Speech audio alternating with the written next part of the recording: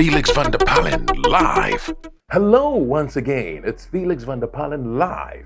Exciting, intriguing, and inspiring narratives here on YouTube at Felix Van-P, Felix Vanpee. Comment, like, share, and please do subscribe. They say a prophet or prophetess is without honor in their own home or domain. It's even scriptural. You can find it in Mark 6:4. In other words, they can be disregarded in spite of their mantle. Now, the term prophet or prophetess there, though means that literally, could also be generic or a metaphor. The man, the woman in office, the expert, the teacher, the professional, what have you, may not be recognized. They may not be celebrated. They may not be honored the way they expect in their fields, in their endeavors, in their fraternity. It happens. Life goes on. Should that stop you? No, that shouldn't be a distraction. Just maintain your focus. Today, I have a chat with a professional, one who's worked with the BBC World Service in London. He served with government, contributes and still works with the United Nations, the Director of Strategic Communications and Public Information at the United Nations missions in South Sudan. Felix Vander-Pallen live. I would wish that the major broadcasters would just have a desk dedicated to somebody religiously monitoring the weather pattern and warning people Accra is going to get rain. You can predict now with... What do we do when the predictions sometimes fail? It doesn't go the way. You see, for Ghana, it got to a point, somebody in Canada wrote on Facebook that they could do a bet that certain parts of Accra would be flooded at certain times of the year. And it happens. It happens. So we have a responsibility, that's what I'm saying, a responsibility to community, even as you are getting adverts and other things, dedicate time to say, government should be solving these problems. Government should be warning people, certain parts of Accra. We can go on radio and say, listen, overnight, you're going to experience this amount of rain. And I would rather we raise the alarm and do it properly and correctly and judiciously, and rather than not do it at all. I don't think currently there are any radio stations that May, June, they are dedicated to watching the rainfall pattern. So that is number one. Then the issues of health. How can we do health programming so that Dr. Teddy Totima, who is a neurosurgeon now at the University of Ghana Medical Center, I interviewed him at the UN about 2 years ago. He mentioned that strokes and whatever hemorrhages or internal are becoming an epidemic, particularly with younger people. We used to see older people having these hypertensive related issues. Do we do enough health education for me to know that, look, every birthday you have, just go and do a complete check. They will tell you whether you are developing some form of illness, diabetes, or whether you have issues, you should cut down on some things.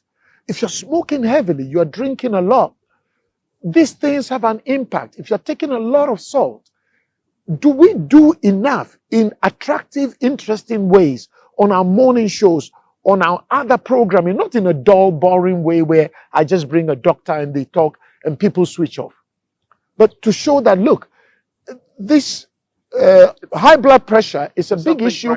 It's going on. It's going on. You get it. But you said you see some people do journalism, what they call journalism, and you don't see it as such. You see it as something else. We need ethical solutions journalism. And I'm going to give one more example. Not to be political, but I know that 3 major revelations have come to Ghana over the last 2-3 years, which shocked many Ghanaians. Sir John passed away, and in his will, it was discovered a huge amount of properties, lands, and other things gained within a period of 2-3 years. That was because the guy died and his will was exposed. Recently, a minister had millions of dollars cash and other currencies at home, and the house helps were helping themselves to this cash. And then when they found out, they tried to retrieve it, and then went to court. That is how we found out. And I think somebody at the presidency now feels he's into a certain area of wealth in a short space of time. It was during his divorce that we found out the huge number of properties that has been or have been acquired within a short space of time. What I'm saying is investigative journalism. If these things they don't pop out, it means Ghanaians wouldn't know. Meanwhile, it is the job of the journalist. I think it was Pulitzer who said the role of journalists is to comfort the afflicted and then afflict the comfortable. Do you understand? Those who are living large and just doing stuff against the tenets of societal cohesion and success and progress. But we can't just generally afflict the comfortable. No. Person there are some of them who also, or a lot of them, who got what they got, genuine.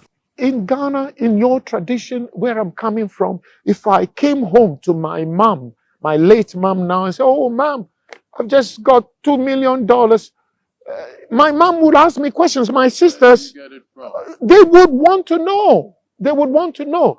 Even my cousins would want to know, right? It is not a bad thing. They don't mean evil. There are some of our brothers, the guys who went the Accra, London trip.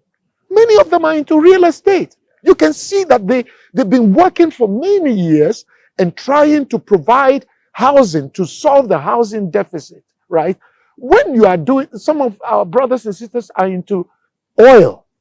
You see them, it's not like within 2 years, based on some government position manipulation, then suddenly they have this cash in their rooms they don't. So what I'm saying is journalism, somebody said that it was Sanusi, the former emir of Kano, who was governor of the Central Bank of Nigeria, who said, for those of us who are not in politics, we must hold those in politics accountable. Do you understand? And if you are the Nkrumah type of public official, how many roads did Kwame Nkrumah build in the Western region for his Western regioners alone?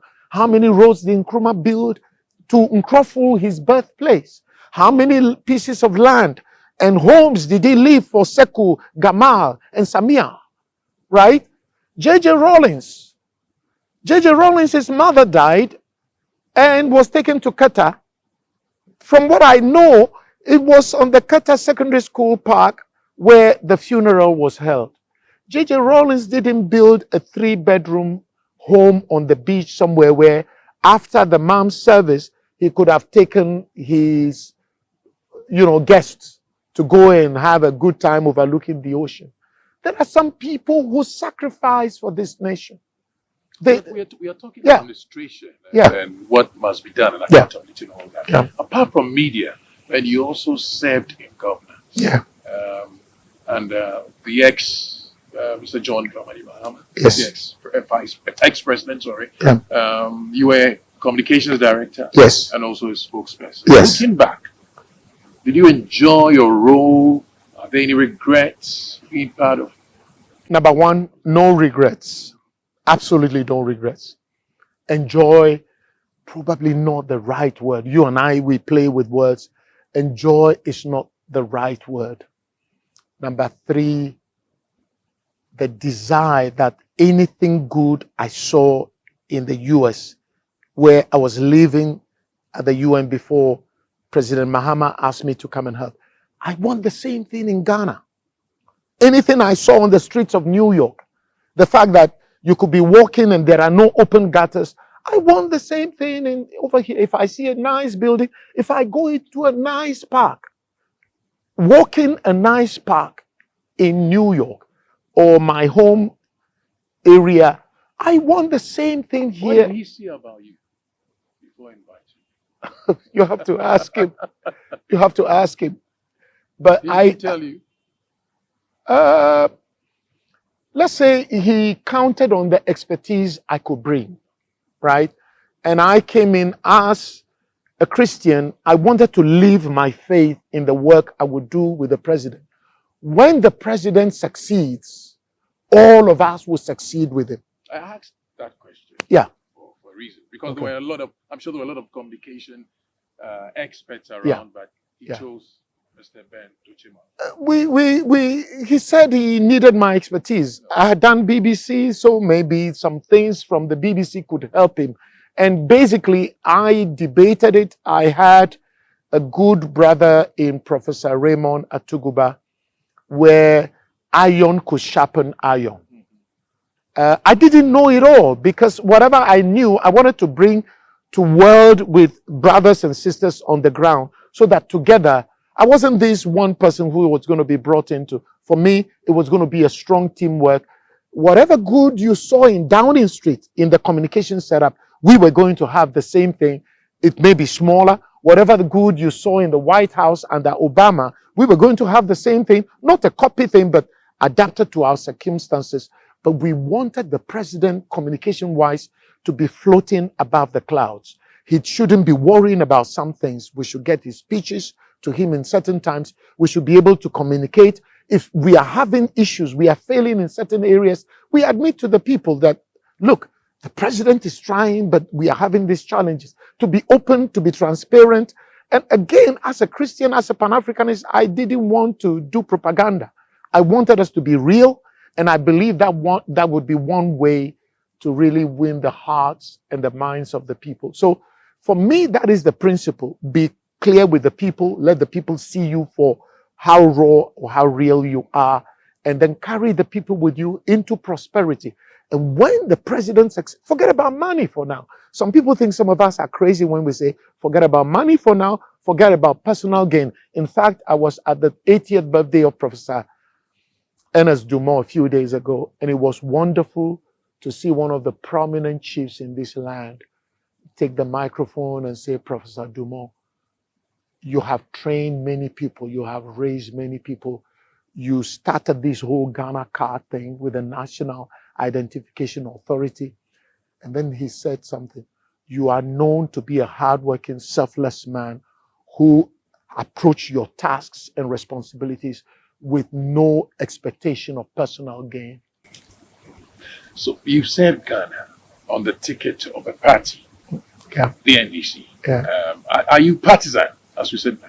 I guess in Ghana, once you serve under one leader, you are colored with that. I am a social democrat, right? But let me reveal something to you. Be nationalistic and not be nationalistic and not partisan. You can do that. And even your enemies. Is that possible? No, you can't advise everybody, because some have certain hawks and other elements around them. But here is what I say about this, because you want the greater good. And I'm going to reveal something to you. At the United Nations in New York, I had this opportunity to serve as the president of the Ghanaians at the UN in New York. We call it the Ghana Club. It is all the Ghanaians working at UN headquarters and working at all the other UN entities in New York. And so after I served President Mahama and went back, I was given this role, which was more of a coordination. I tell people it's just the role of a chief servant for Ghanaians. You set the tables, you bring the meetings. Independence Day, you organize this. Christmas, you bring people along. In that role, I was there when the current president came to the UN. And so those of us in the executive, as is the custom, we go meet the president during the General Assembly.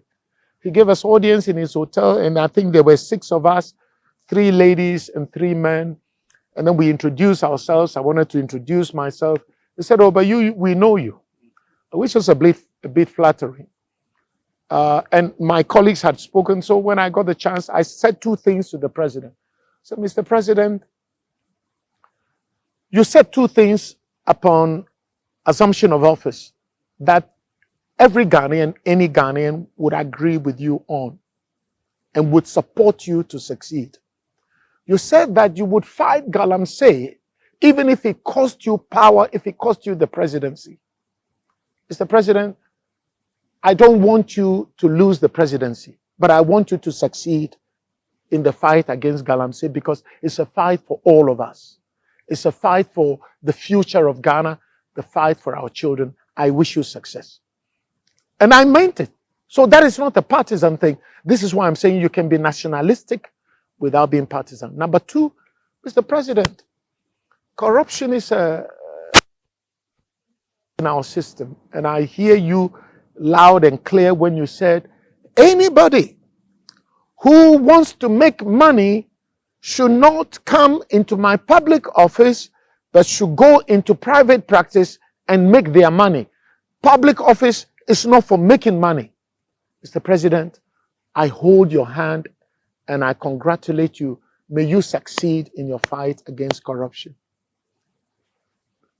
These are, whoever you are, whatever party colors you wear, if somebody's fighting corruption, somebody's fighting Galamsey, don't tell me you will not support them. If somebody's trying to make life better for Ghanaians, so it's not a partisan issue. But this is the truth. You expect, I mean, so far, what you expected, the advice you gave, I mean, you spoke from your heart. Are you happy? You are in Ghana, you should be the one But you say issuing a judgment. lot on social media. And No, but there are certain things I have, by the grace of God, to hold myself back from expressing. There are some things. Including what I just asked you. No, I mean, if something is fair, if something is balanced, if something is well-intentioned, if something is not malicious or malevolent, yes. Everybody is shocked about a minister. Fellow Africans in Juba are asking me, Ben, how did your minister manage to have over $1 million US cash at home? Right? The same people who hail Ghana, when they question you, and then you have to find a diplomatic answer for them. What I'm saying is we have some way to go.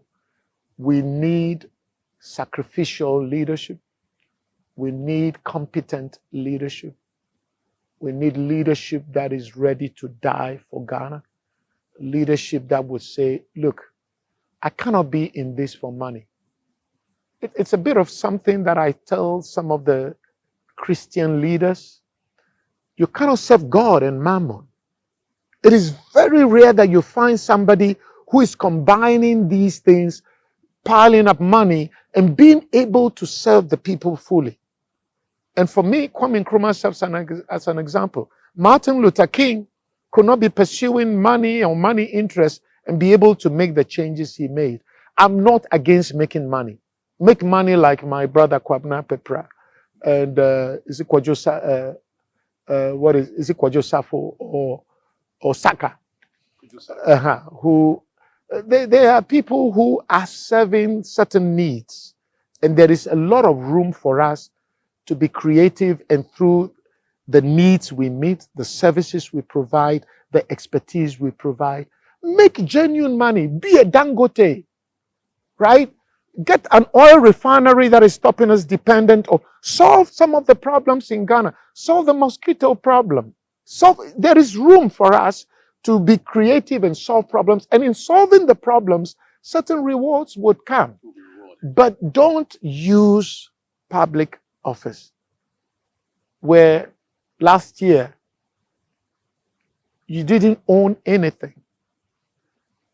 But by your position on behalf of the people of this land, instead of focusing on helping them, no, you were busy maybe depleting the national coffers.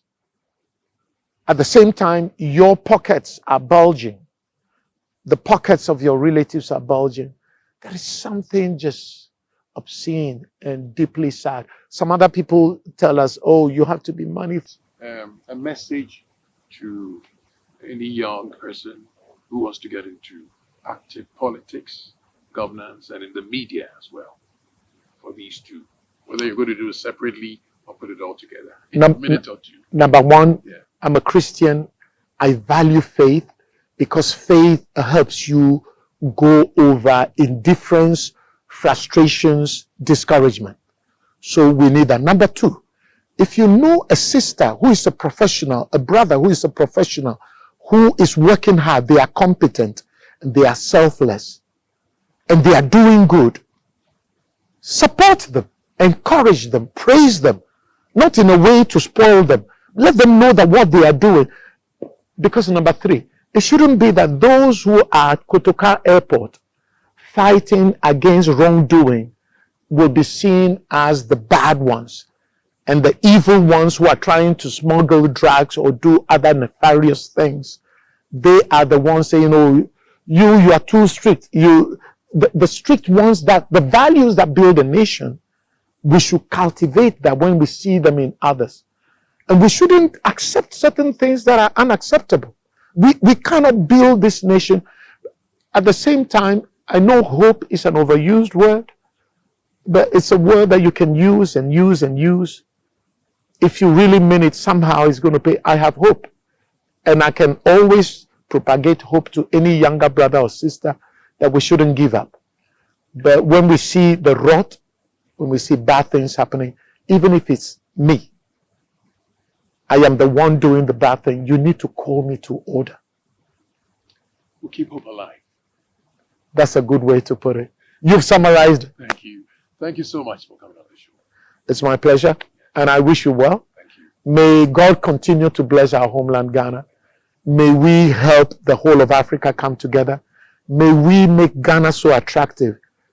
The descendants of the people sold into slavery should be able to come back and come home and feel at home. Ben Dotsei Malor is the Director of Strategic Communications, United Nations Mission in South Sudan. You're still on Felix Vander-Pallen Live. That was indeed a revealing and intriguing chat there with the Director of Strategic Communications at the United Nations Missions in South Sudan, Mr. Ben Dotsei Malor. Hope you enjoyed it. Please comment, like, share, and don't forget to subscribe. I am Felix Vander-Pallen. Thank you for watching. I'll be back next week, Monday. Keep watching. Felix Vander-Pallen live.